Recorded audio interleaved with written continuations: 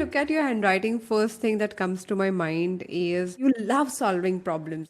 And that is a very, very important aspect of everything you do. So when I look at your signature, one of the most important thoughts that come to my mind is you are extremely adjusting as a person.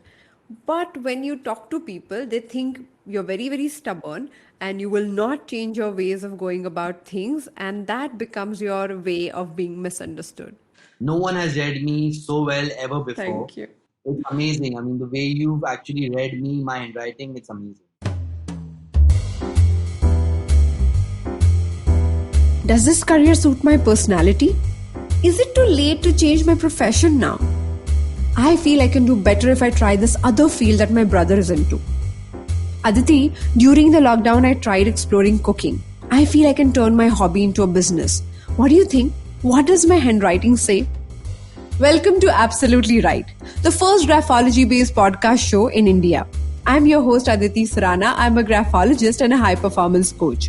Can graphology or handwriting analysis really, truly, honestly answer these crucial career related questions? Yes, it can.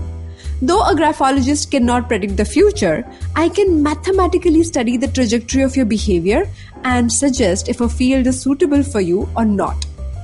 In today's session, our guest Vikas Kalantri asked me some specific career-related questions. He is an actor turned entrepreneur.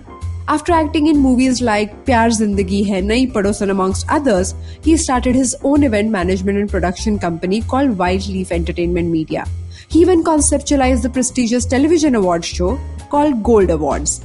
I had never met or spoken to Vikas before this recording, so I had to consider many factors before I could answer his loaded career-related questions. As I was explaining the points to him, I have given some pointers and guidelines for you in case you are evaluating your career choices. When you listen to today's episode, remember to check out our two new segments, Autograph Please and Graphology Tool of the Week. Today's tool is about willpower. Yes, all the resolution makers, this is for you. Check if willpower is the reason why you broke up with your New Year resolutions already. And if not, we got to talk. Vikas will join us on the other side of this short break. Stay tuned. Hi Vikas, welcome to the show. Hi, Aditi. Hi. I'm so happy to be here. Thank you so much. So, Vikas, I was going through your profile, and very rarely people move from acting to other profession successfully. And what was your reason? Why did you choose event as an option? So, I was always a workaholic as such. So, whenever I was acting also, I was doing events with a friend of mine, but I was only doing the marketing side of it. I mean, I used to just get the clients on board and then, he used to take care of all the production and everything otherwise. Okay. But I never thought of, obviously, events becoming my profession later. And, but what happened was that, I did a film called Nayi Padosan, and then I was talking to the writer one fine day, and he told me that, listen, we want to do Nayi Padosan Part 2. Okay. And so I told him, just don't do it like that. I think Nayi Padosan Part 1 was very successful. So why not do a talent hunt around India and then get the girls and then, select one and then you basically finalize her for Nayi Padosan Part 2. She's like, yeah, it's a great idea. So why don't you do this entire thing? So I said, listen, I can't do it. So you're saying that you made the casting part of it, you turned it into an event. Yeah, so that actually turned into an event, and that's what my writer said, that, we don't know how to do this, you do this because it's your idea. And then everything just fell in place and I formed an event company and everything, and that's what it is. Okay. So when I look at your handwriting, first thing that comes to my mind is, they say that the handwriting that goes up talks about enthusiasm, and people actually feel really curious, really excited to solve problems. And that I'm saying only by the baseline or the imaginary line under your handwriting moving upwards. So according to me, you love solving problems. Anytime you are in a situation and if you see something that is going wrong or you feel someone requires help, you're the first one to jump in and say, can I help it? Can I solve this problem? Can I come up with a solution that other people haven't thought before? And that is a very, very important aspect of everything you do. And I think you're dead right, Aditi, on this, because I'm the person who likes to solve problems and likes to get into the crux of things and not leave it till the end. I like to go into it. I like to solve problems. Even during events, there are certain things that some people just leave. They say, "Arey yaar, dekh lenge, ho jayega," types. But I Right. am the first person who goes into that and says that no, no, no, let's solve this now. And I'm very hyper on that part because I want it Yes. solved and I want to get on with it and I want to get on to the next thing. So you're dead right about this. I love And solving so problems. Love And so many getting. times when you get into solving problems, you become so excited and so enthusiastic that people wonder what keeps you going all the time. Absolutely, and I think the main thing about me is that when there is a problem, I like to find the solution, and I like to move on with it. I don't want to just leave it over there. If that's not happening, I tell them give me another option. Whatever we need to solve this now before the client comes in or before someone else comes in. I want the problem Sure. solved, and even in general life, I don't like to keep things and sleep over it and all that. I like to solve them, move forward, and just go ahead in life. So, because there's one particular aspect, okay, in your writing, and the letter T, the way you write it, there is a Right. gap. And I had described this in our graphology tool of the week, where I spoke about the letter D with a gap in its legs. And similarly, the same trait is applicable to letter T. And in your case, I must add this one that Steve Jobs had this trait. And this is a Wow. trait of being unchangeable or being stubborn when it comes to your decisions. So once you believe you have made up your mind and you're really, really clear about it, if people do not have enough logic, enough conviction to convince you otherwise, you would not budge easily. But you're absolutely dead right. I'm very stubborn about what I think and what I believe in. And very, very, very long ago, I met an astrologer and he told me that, listen, it'll be very difficult for you to be a success in the acting line because, you have a certain mindset and you go according to that, which the directors and the others won't agree to. So, Right. you have a mindset and you're right about that. So you're 80, 90, 90, 95% times you're right about that. And the directors won't agree to it. So you're going to have fights all the time with the director. And that's what Sure. happens usually. I'm very sure about what I'm doing. And that's what happens with clients, with channels and everything. I know what I'm doing and I know what I'm doing otherwise. And unless I have a definite logic, I don't budge from that. Completely. And that is understood otherwise in relationships where people think that you're being stubborn for the heck of it. Now, yes, there is a part of it that you do not feel the need to be convinced otherwise. But if you believe in other person's capabilities, if you believe in their credibility and how they have mastered their skill, then you are open to learn. But those people are rare and they really have to be good in what they do for you to give that control in their hand. Absolutely, and I like to take control myself. So 90% of the Sure. stuff I do it myself in my company also.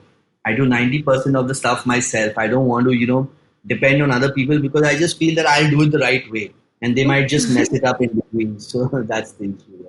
That's very interesting, like the whole idea of delegation and trusting people blindly. All these things you hear, but for you they are not valid. And I must mention this for our listeners too. Now, most of the time we pick a message or we learn something online or in a book and we believe we must implement it because this is the right way to go about.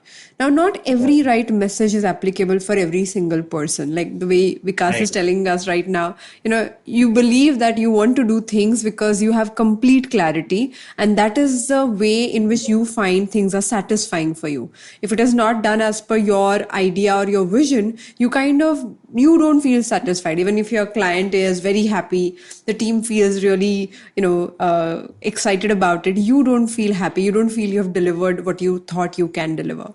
That's happened with me a lot of times. A client has come and said on the stage that the team has done an amazing job and this and that. And I've still got my people together and reprimanded them and told them that, listen, these things were not right at the event. So we need to buckle up. And my people have wondered that, why such a thing is happening. Why after us getting accolades from the client on the stage, sir is still coming and telling us that, things are not right at the event. So, I'm maybe a perfectionist and I like things my way. I like everything going right to the T. So that's how it is, I guess. Also, I must say that this is a pursuit of excellence too. That you, if you are not satisfied with what you started with as an idea, then constantly making sure that you work at it and work harder than what you have is pursuit of excellence for sure. Thank you so much. Thank you so much. I believe So in that. totally, totally. So Vikas, over to you. Do you have any questions for me? So Aditi, one question I had was that, I've been trying to get into production for a long time. I mean, for the past couple of years. Obviously, the last year just went by, but uh, I want to know if that is the right that's the right way to go into. I mean, I want to get into production very clearly, and I want to know if I can actually get into, like, this is basically TV serial, web, and all those kind of productions. So my question to you is how your production work would be different from the current profile that you're running? What are the actual changes between these two careers? So the actual change would be, obviously there'll be more man management, and there'll be more dealing with channels, web platforms, and others. So my interaction with others will maybe become more and more intricate than what it is right now. So I Okay. mean, it will be a more extended kind of an interaction. Yeah.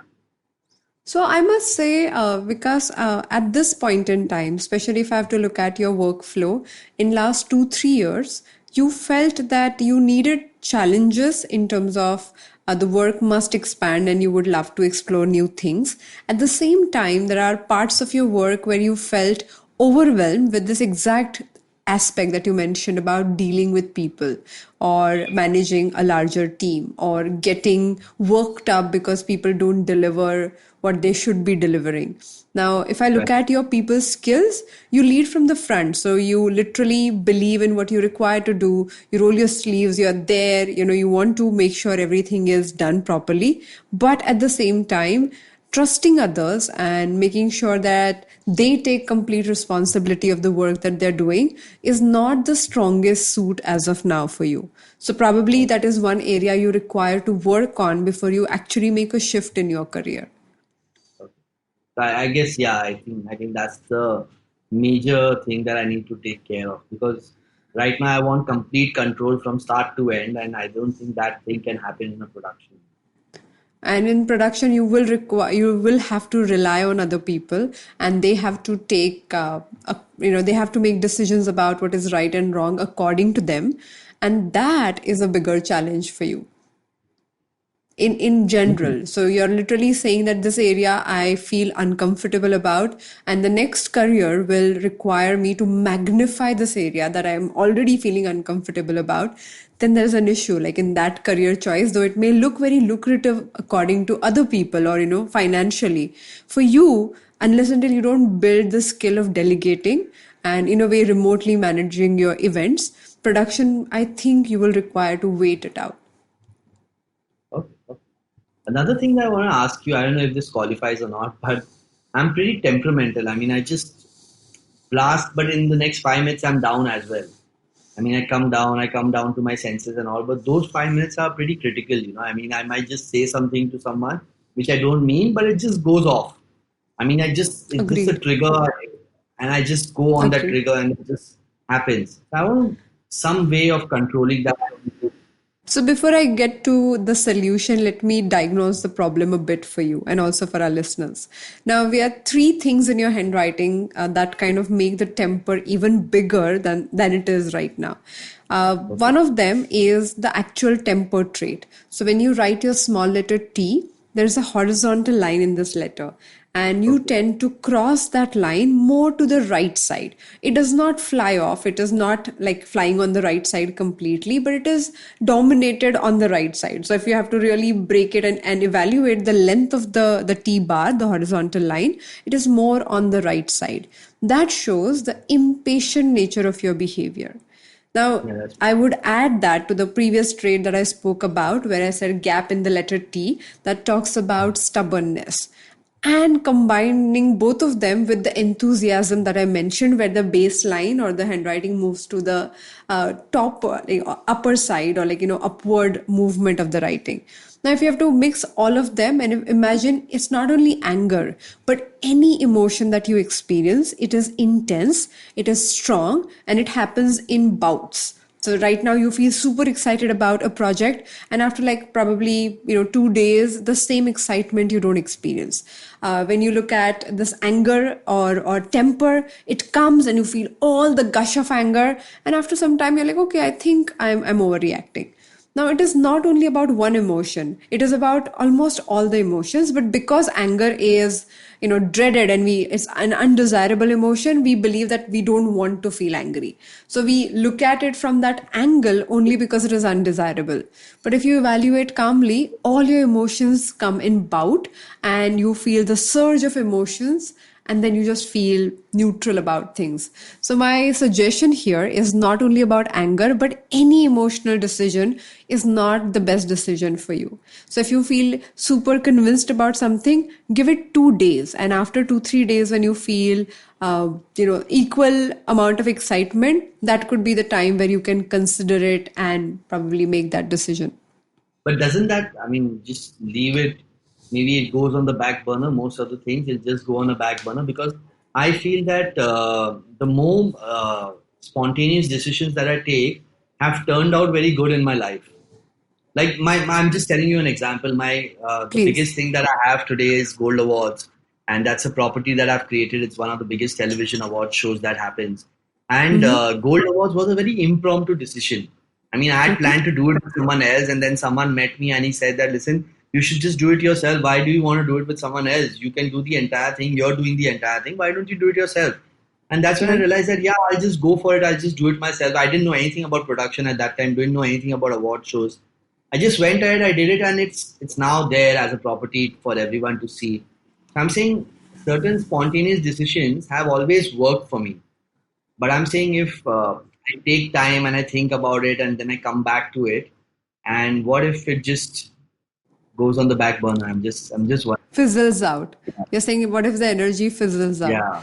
Now, because what you feel really excited about today, after 2 days, also you have felt excited about the same idea, isn't it? Yeah. Like there are so many moments, like say this award, when you thought about it on day one and day seven, if the excitement levels are there, if you feel equal amount of enthusiasm towards it, then that is a project you want to engage with. But it has also happened that you felt excited in the moment, and then after 2 days you felt, no, it was not exactly what I wanted to do. But probably you committed before having that thought or that evaluation there. You know, initially when we begin our career and when you are the decision maker everywhere, it is possible for you to have the spontaneity. But we are also talking about moving to the next level, and I must quote Marshall Goldsmith, who is also an executive coach, one of my trainers. He wrote a book called What Got Me Here Won't Get You There. What Got You Here Won't Get You There. And if you look at that concept, that being a sole proprietor and main decision maker, you can do these things. But in order to move to the next level, you will require to pause and think about why are you making these decisions, so that you can allow other people to duplicate, learn from you, and implement it in the same style. I'm going to take care of this thing then, I guess, for sure. Yeah. At least pay attention, because there is a part where the emotional surge also triggers you in terms of anger, in terms of stress. Right. And that I would not comment about it clearly, but definitely there is a sense of anxiety and stress that builds up, that stays with you. And then you have these outbursts every now and then. Right, right. I'm going to take care of this. Thank you so much for this. Most welcome.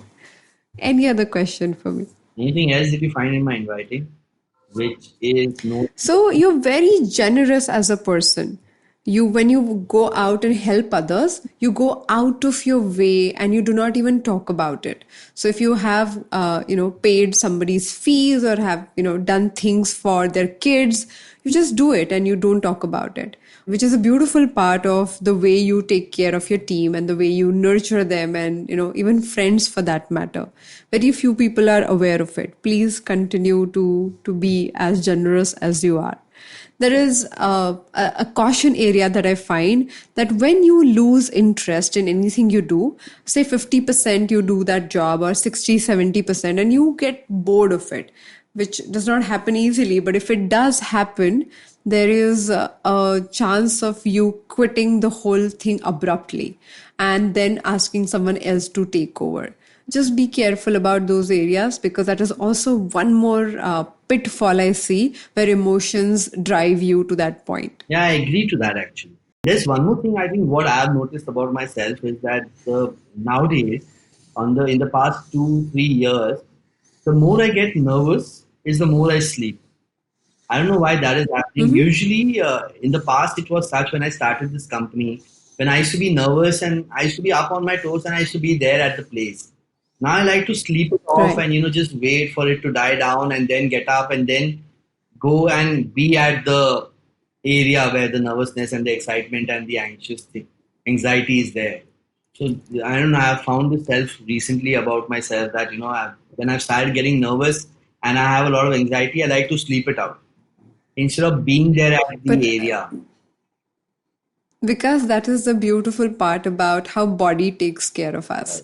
Body creates mechanisms, like, as I was just suggesting, that give it some time, give it a breather. But if you are unable to do it, your body knows how to create these breathers. So if your system starts shutting down and if you cannot be awake, you will wait it out and you will think through it. And by the time you wake up, you do have a fresher perspective on the same thing, which is otherwise not available, right? Because you are going with your emotions. These are beautiful mechanisms. If you know how, if your one leg is hurt, your other leg starts compensating for that movement, and you make sure that your body is balanced. Similarly, the mind shuts down when it is on overload. So what I was talking about, the emotional surge and the constant wave-like movements of our emotions, it is taxing, whether we like it or not. Now, in most scenarios, an enthusiastic person is celebrated because we want people to come in our teams and take over and enjoy everything together, isn't it?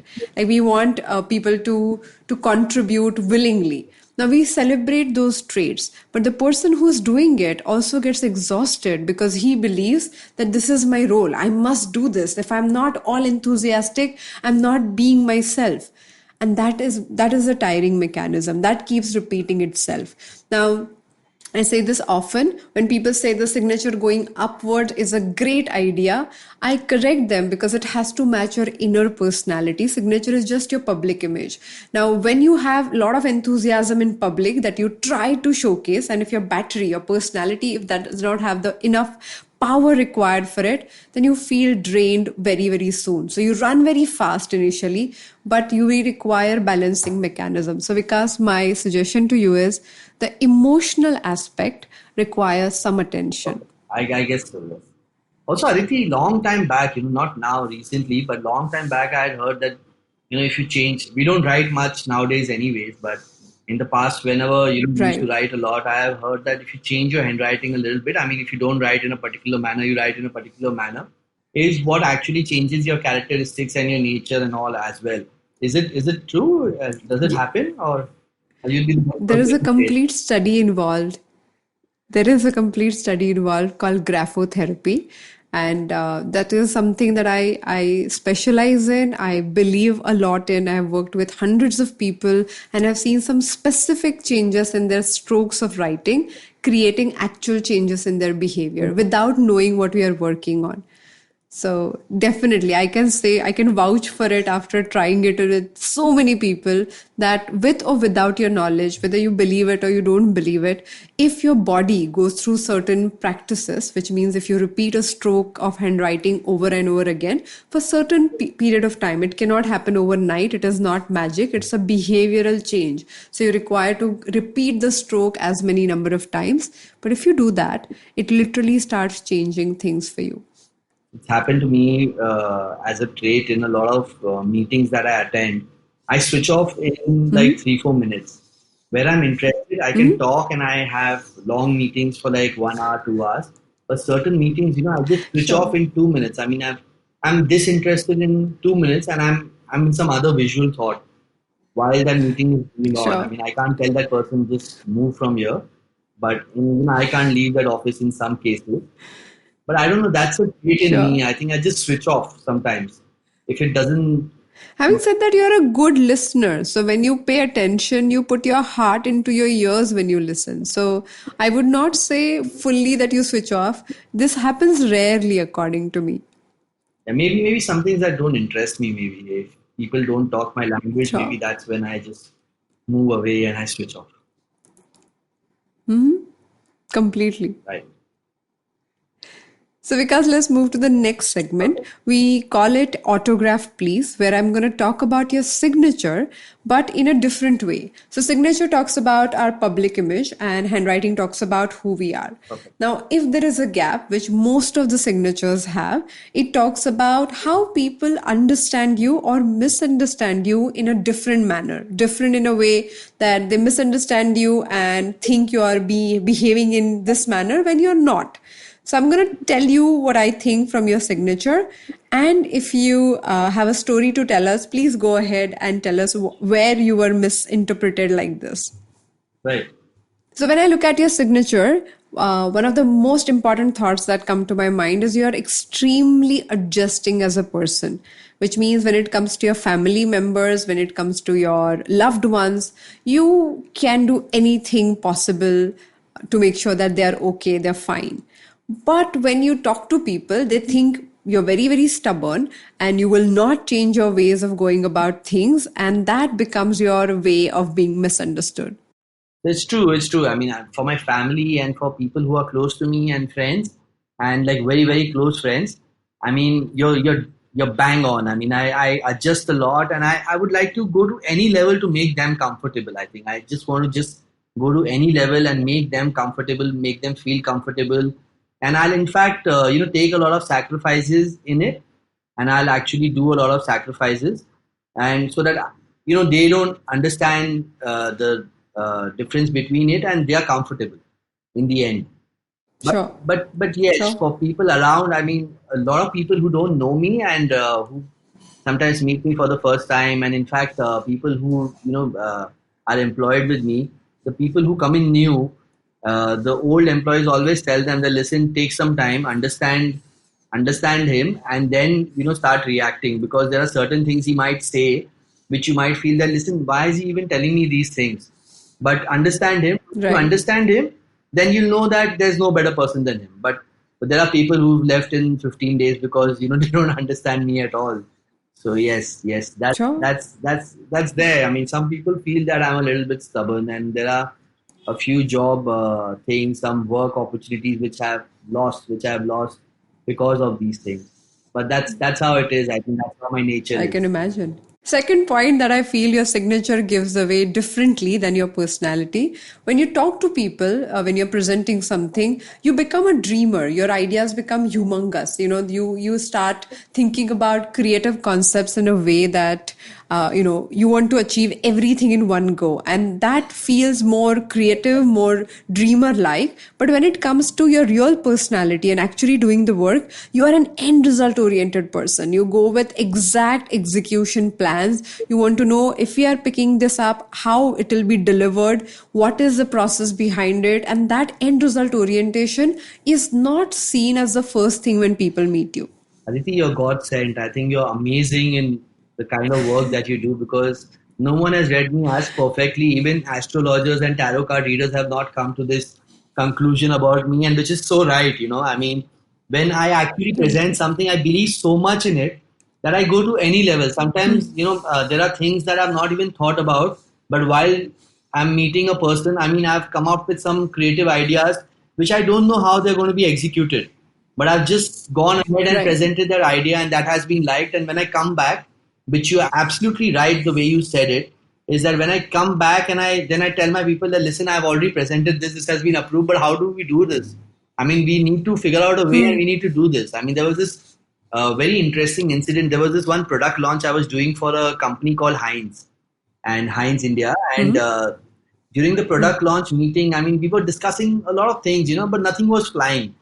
And there was this new idea I came across, and I said that listen, we'll just do it like this, and we'll get your product like this. And they were like, wow, if this can be done, I mean, we are sold. We can just go ahead today. And then I just presented that, and I said that yeah, it can be done and everything. And I came back and I told my people that listen, guys, I've already sold this idea, and they've liked it. and we need to do this now, yeah. And we did manage to do it, but I'm just saying that, I mean, it's dead right. I mean, your reading is amazing. Trust me. Thank you. Thank you. So, because on that note, thank you so much for being part of the show and all the best to your future and the new shifts that you will be making. Is there any other question that you have? Please reach out. And for our listeners, if you have other questions about graphology, if you want to learn graphology, if you want to explore this thing, all I can say, this is fascinating. Every day I get to meet amazing people like Vikas and also get to understand a different perspective to look at the same thing. So many times we feel the way we think about life is the only way to go about because we are looking at it from our perspective. But if we breathe, if we pause and allow the other person's perspective to be real, we probably hear a new story every time. Thank you so much, Vikas. Guys, I totally endorse this because Aditi is amazing at what she does, and no one has read me so well ever before. Thank you. And I think she's amazing. You guys should learn, should explore, should maybe get your handwriting read because she's amazing at what she does. Thank you so much, Thank you, Aditi. I Vikas. think it was great because I was not expecting so much, but it's amazing. I mean, the way you've actually read me, my handwriting, it's amazing. Thank you. Thank you so much. Thank you. Did you find any answer to your career dilemma?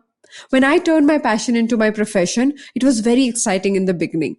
But soon I realized that passion is not enough for me to sustain.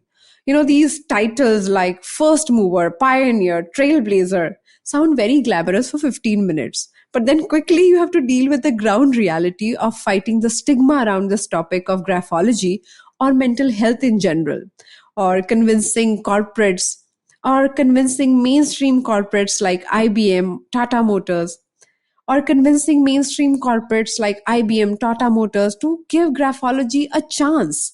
Even asking the CEOs to practice handwriting strokes like kids as graphotherapy. All of this needed much more than passion. It required resilience, ability to hear no 50,000 times without taking it personally, and steady willpower. One of our Absolutely Right podcast listeners, Suresh Panchayat, is struggling to act on his New Year resolutions. He wrote to me saying, I think I lack willpower. Is there any stroke that can help me detect that? Yes, there is.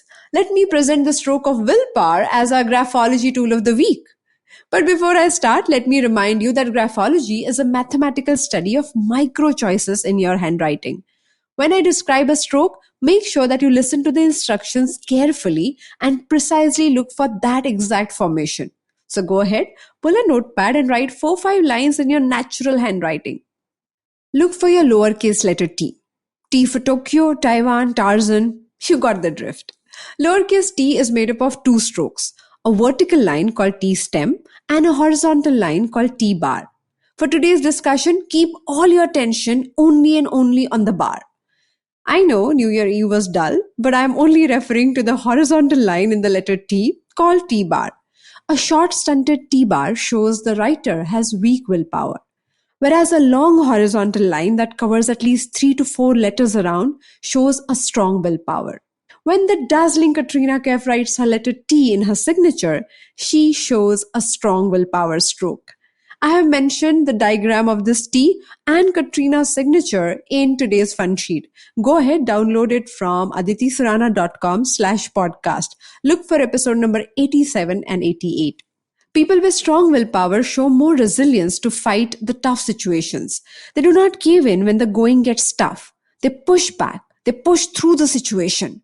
So many times their willpower inspires other people around them to be part of their vision only because they are unwilling to give up. If your willpower is good and if you still can't complete your resolution, then you might want to discard the concept of resolution to begin with. IVM podcaster Zarina Poonawalla dropped an episode on this topic last month. Why resolutions don't work, I think. Check it out on her podcast, The Empowering Series with Zarina Poonawalla. In our next episode, let's talk about willpower, willingness, and acting with inspiration.